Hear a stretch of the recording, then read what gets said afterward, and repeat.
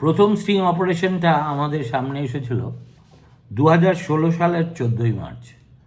ঠিক তার এক দশক পরে আরেকটা স্টিং অপারেশন আজকে দেখছি আমাদের মিডিয়াকে সরগরম করে রেখেছে। প্রথম স্টিং অপারেশনটি ছিল তৃণমূলকে নেতারা হাতে করে টাকা নিচ্ছেন এই বিষয়ক, আর আজকে তৃণমূল কংগ্রেসের পক্ষ থেকে যেটা বাজারে ছাড়া হয়েছে সেটা হুমায়ুন কবিরের সঙ্গে কোনো এক অজ্ঞাত পরিচয় ব্যক্তির সংলাপ, যে সংলাপে অনেক বড় বড় টাকার বিনিময়ের কথা বলা আছে।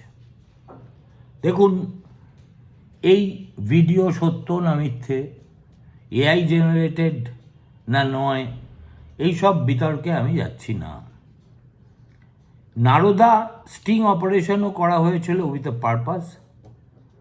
2014 সাল থেকে এটা শুরু হয়েছিল, শেষ পর্যন্ত 2016 সালের 14ই মার্চ বিজেপি নেতারা তাদের কলকাতার অফিসে বিরাট করে প্রজেক্টর লাগিয়ে সাংবাদিকদের সেটা দেখিয়েছিলেন। তার ফল কি হয়েছে, কতজন হেনস্থা হয়েছেন, কতজন একই পাপ করে এখনো পর্যন্ত তাদের কেশাগ্রকেও স্পর্শ করতে পারেনি, এগুলো সবই আমরা জানি। কিন্তু একটা ফান্ডামেন্টাল জিনিস যেটা আমার মনে হয়, সেটা হচ্ছে একটা রাজনৈতিক দল যখন একটা স্টিং অপারেশন বাজারে আনে, তখন তার বিশ্বাসযোগ্যতা ওই প্রথমেই প্রায় 60% কমে যায়। 2014 সালে বিজেপি নেতারা যেহেতু এই নারদা স্টিং অপারেশন প্রকাশ্যে এনেছিলেন, অতএব 2+2 করতে মানুষের কোনো অসুবিধা হয়নি।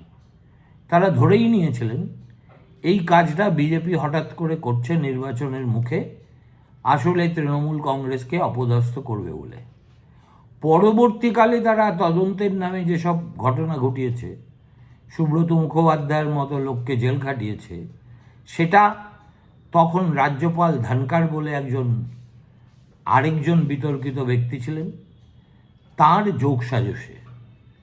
সুতরাং নারদা স্টিংকে আমি মনে করি না যেটা একটা সাংঘাতিক কিছু উদ্ঘাটন করতে পেরেছিল। আবার আজকে তৃণমূল কংগ্রেস যেভাবে হুমায়ুন কবির নামক একটি সবচেয়ে অকিঞ্চিতকর রাজনীতিকের সঙ্গে বিজেপির সম্ভাব্য লেনদেনের গপ্প শোনালো, সেটাও যে মানুষ খুব একটা খাবেন সেটা আমার মনে হয় না।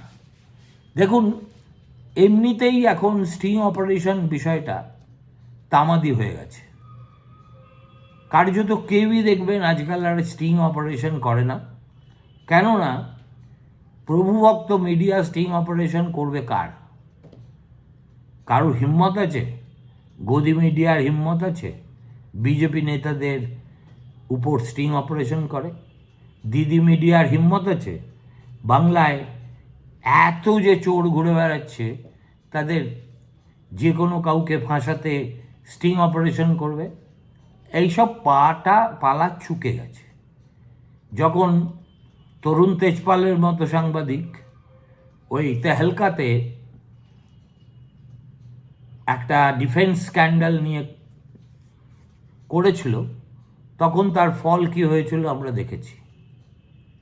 এবং আমরা দেখেছি কিভাবে অনেকটা নারদা স্টাইলে তৎকালীন বিজেপি সভাপতি একেবারে নগদ টাকা গুনে গুনে নিয়ে তিনি ডেস্কের ভিতর চালান করছেন। ফলে তাঁরও চাকরি গিয়েছিল, কিন্তু জর্জ ফার্নান্ডেসের বিরুদ্ধে অভিযোগ ধোপে টেকেনি। আর তারপরে দিল্লি পুলিশ যেভাবে তরুণ তেজপাল ও তার টিমের বিরুদ্ধে নেমেছিল, সেটাও একটা কি বলবো, মাজলিং অফ দ্য প্রেসের একটা অত্যন্ত নক্কারজনক ঘটনা। এছাড়া আর আমার আরেক বন্ধু আছে বাহাল, অনিরুদ্ধ বাহাল, সে তার কোবরা পোস্ট বলে একটা পোর্টাল আছে, মাঝে মাঝে তারাও অনেক স্টিং অপারেশন করেছে।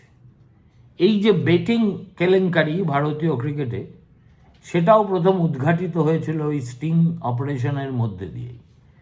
কিন্তু সেগুলোর ম্যাগনিচিউড আর আজকের স্টিং অপারেশনের ম্যাগনিচিউড, এর সঙ্গে এই দুটোর মধ্যে কোনো তুলনা করাই উচিত নয়। আজকে দেখলাম তৃণমূল কংগ্রেসের সদর দফতরে বসে 3 গান্ধীজির সেবক, তারা, তাদের মধ্যে ফিরহাদ হাকিম, তিনিও যে এত ভালো নাটক করতে পারেন এটা জানাই ছিল না।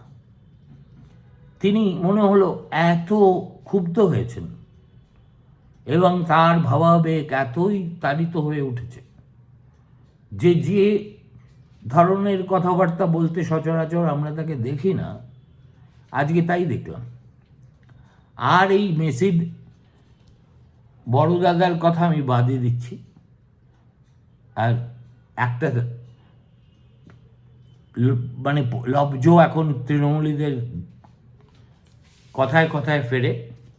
অভিষেক বন্দ্যোপাধ্যায় যার সূচনা করেছেন, আজ সেই কথাটাই বললেন মেসির বন্ধু, যে বিজেপি এবার 50টার বেশি আসন পাবে না।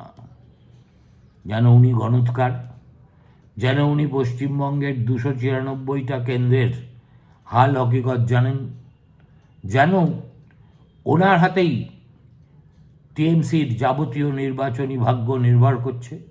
আইপ্যাকের হাতেও নয়, অভিষেকের হাতেও নয়, এমনকি দিদির হাতেও নয়। সুতরাং এই প্রতিক্রিয়াগুলো একেবারেই কৃত্রিম।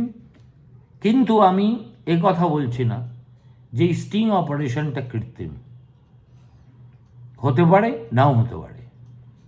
এখন হতে পারে এবং নাও পারে, এর মাঝখানে দাঁড়িয়ে এর একটা রাজনৈতিক মূল্যায়ন অবশ্যই আমরা করতে পারি। সেটা হলো যে স্টিং অপারেশন তখনই হয়, দুটো উদ্দেশ্য হয়। একটার উদ্দেশ্য হলো আমি এমন একটা কেলেঙ্কারি ফাঁস করব যেটা সাংবাদিক হিসেবে আমার শ্লাঘার কারণ হবে। আরেকটা উদ্দেশ্য হলো আমি একটা দলের ব্রিফ নিয়ে আরেকটা দলকে বাঁশ দেওয়ার জন্য স্টিং অপারেশন করব। প্রথম গোত্রের স্টিং অপারেশন যাতে অনেক ইম্পর্টেন্ট, দ্বিতীয় গোত্রটি খুবই খেলো। এতৎ সত্ত্বেও আমি তর্কের খাতিরে যদি ধরেও নিই যে হুমায়ুনকে উপর করা এই স্টিং অপারেশন আইপ্যাক ছাড়া আর কেই বা করবে বলুন। হিন্দিতে কথা বলছি যখন, তখন আরও বেশি করে সেটা পরিস্ফুট হয়। আমি তার মধ্যে যাচ্ছি না, আমি ধরেই নিচ্ছি এটা একেবারে 100% জেনুইন। এখন হঠাৎ করে এত নেতা থাকতে বিজেপিতে নেতার অভাব? শুভেন্দু অধিকারী আছে, বিজেপির সভাপতি আছে, প্রাক্তন সভাপতিরা আছে। অবশ্য একজন প্রাক্তন সভাপতির একটা অত্যন্ত নোংরা কুৎসিত ভিডিও এই তৃণমূলীরাই বাজারে ছেড়েছিল। এছাড়াও দেখুন, সব মানুষ তো সমান নয়, আর প্রত্যেকেই যে একেবারে চরিত্র সংশোধনী বটিকা খেয়ে রাজনীতি করেন তাও নয়। এখন প্রশ্ন হচ্ছে কে কত দূর নামতে পারে তার উপর। এই প্রতিযোগিতা পশ্চিমবঙ্গে সেভাবে হয়নি। কিন্তু আমার কথা হলো, why of all persons Humayun Kabir? এতে কি হয় জানেন তো, যার যেটা গুরুত্ব প্রাপ্য নয় সে সেই গুরুত্বটা অনেক সময় পেয়ে যায়। আর আরও বেশি করে এই যে 294টা কেন্দ্রে বাংলায় ভোট হতে চলেছে, তার মধ্যে এফেক্টিভলি হুমায়ুন এবং তার তৈরি করা ওই একটা পার্টি, কি জাতীয় উন্নয়ন নাকি, তাদের প্রভাব কটার মধ্যে সীমাবদ্ধ। তাহলে হুমায়ুনকে টার্গেট করে তৃণমূল কংগ্রেস আইপ্যাককে দিয়ে হোক, খাইপ্যাককে দিয়ে হোক, জাইপ্যাককে দিয়ে হোক, যাকে দিয়ে হোক এটা করালো কেন? দেখুন, ঠান্ডা মাথায় যদি ভাবেন তাহলে দেখবেন this is a left handed acknowledgement of Humayun's importance today. আমি এই মানুষের নারীর খবর রক্ষার ব্যাপারে ও অভিষেক বন্দ্যোপাধ্যায় কি বললেন না বললেন তার উপরে কোনো গুরুত্বই দিই না, কেননা সে একেবারেই নাদান এবং কিছু ছেঁদো বুলি উচ্চারণ করা ছাড়া আর কথায় কথায় আঙুল তুলে লোককে শাসানো ছাড়া সে আর কিছু করতে পারে বলে আমার মনে হয় না। কিন্তু মমতা বন্দ্যোপাধ্যায় সেই গোত্রের রাজনীতিক নন। তিনি কিন্তু জনতার নারীর স্পন্দন খুব ভালো বোঝেন। তাহলে কি এটা আমি ধরে নেব যে মমতা বন্দ্যোপাধ্যায় এই যে কয়েকটা দিন মালদা আর মুর্শিদাবাদের মধ্যে হেলিকপ্টার নিয়ে কার্যত ডেলি প্যাসেঞ্জারি করে এসছেন এবং দুটো জায়গা মিলিয়ে এক্স্যাক্ট নাম্বারটা বলতে পারবো না, তবু ডজনখানেক সভা করেছেন, এটা করতে গিয়ে তিনি কি বুঝে এসেছেন যে এই হুমায়ুন কবির নামক উপদ্রবটি এবার তৃণমূল কংগ্রেসের বাড়াভাতে কিছুটা হলেও এই দুটি জেলায় ছাই দিয়ে দিতে পারে? দেখুন, Murshidabad is a high stake game for TMC. গতবার তারা এই একটা মুসলিম আপাদমস্তক প্রায় মুসলিম অধ্যুষিত জেলায় 22টার মধ্যে 20খানা আসন জিতেছিল, বাকি দুটো জিতেছিল বিজেপি, বাকিদের কোনো নাম নিশানাই ছিল না। একইভাবে মালদাতেও তারা খুবই চমৎকার পারফরমেন্স করেছিল, তাদের ভাগ বাটোয়ারা হয়েছিল বিজেপির সঙ্গে, কংগ্রেস একটাও জিততে পারেনি, না মুর্শিদাবাদে না মালদায়। এখন সেই পুরনো হাওয়া আর নেই, সেটা বোঝার জন্য মমতা বন্দ্যোপাধ্যায়ের মুর্শিদাবাদ সফর বা মালদা সফরের কোনো প্রয়োজনই হয় না। এখন বিশেষ করে এই দুটো জেলায় বা অন্যত্রও একই ছবি হবে। আবার কি হবে? অন্তর্দ্বন্দ্বে তৃণমূল কংগ্রেস যতটা দীর্ণ বিদীর্ণ, সেটাই তৃণমূল প্রার্থীদের মোটামুটি হারিয়ে দেওয়ার পক্ষে যথেষ্ট বলে আমি মনে করি। এই দেখলেন না, ফারাক্কায় যে মুশিক শাবককে বাঘ বানিয়ে এসডিও না বিডিওর অফিসে ভাঙচুর চালানো হলো এবং তখন তার বিরুদ্ধে কখনো কোনো ব্যবস্থা নেওয়া হলো না, তাকে মনোনয়ন যেই দিলেন না অমনি তিনি প্রথমে ভেবেছিলেন কংগ্রেসের প্রার্থী হয়ে দাঁড়াবেন। যখন দেখা গেল যে না, নির্ধারিত প্রার্থী ভোটার তালিকায় নাম ফিরে পেয়েছেন, তখন তিনি নির্দল হয়ে দাঁড়াবেন। ভালো করে ছানবিন করে আসবেন, দেখবেন সেখানে একটা গোষ্ঠী আরেকটা গোষ্ঠীকে হারিয়ে দেওয়ার জন্য কিভাবে তাদের নখ দাঁত সব গোপন করে আছে। এই যে দেখছেন না, নাড়ুগোপালের এই বহরমপুর শহরে যারা তার হয়ে খুব জিন্দাবাদ জিন্দাবাদ বলছে, মমতা বন্দ্যোপাধ্যায় বহরমপুর শহরে পদযাত্রা করলে বারান্দায় এসে ছাদে গিয়ে তার উপরে ফুল ছুটছে, তারা নিজেরাও জানেন যে এরা কেউ তৃণমূলকে ভোট দেবেন না। এই বোঝার উপর সাকেরাটির মতো এবার হাজির হয়েছে হুমায়ুন কবির। তার রাজনৈতিক পুঁজি বলতে আর কোনো কিছুই নেই, বরং সেদিক থেকে দেখতে গেলে তিনি হচ্ছেন এক রাজনৈতিক সুবিধাবাদের এক চরম নিকৃষ্ট উদাহরণ। কংগ্রেস করতেন, সেখান থেকে টিএমসিতে গেলেন, টিএমসি থেকে বিজেপি গেলেন, বিজেপি থেকে টিএমসি এলেন, আবার টিএমসি ছেড়ে এখন একটা কি জাতীয় উন্নয়ন না কি পার্টি খুলেছে, কিন্তু তার রাজনৈতিক কোনো পুঁজি না থাকলেও একটা সাংঘাতিক ভেরি পোটেন্ট ধর্মীয় পুঁজি আছে। সেটা হচ্ছে তিনি এমন একটা মসজিদ তৈরি করবেন বলেছেন, আর তার নাম যা দিয়েছেন সেটা ওই মুসলিম মানুষের জনতার আবেগের সঙ্গে, বিশেষ করে একটা ক্ষতস্থানের সঙ্গে অঙ্গাঙ্গিভাবে জড়িত। অতএব বাকি ভারতবর্ষে কেউ যে কাজ করার মুরদ দেখালো না, হুমায়ুন সেটাই করেছে এ কথা ভেবে কিন্তু মুর্শিদাবাদ, মালদা, এমনকি নদিয়ার কিছু জায়গাতেও বহু মুসলিম তার দ্বারা আন্দোলিত হয়েছেন।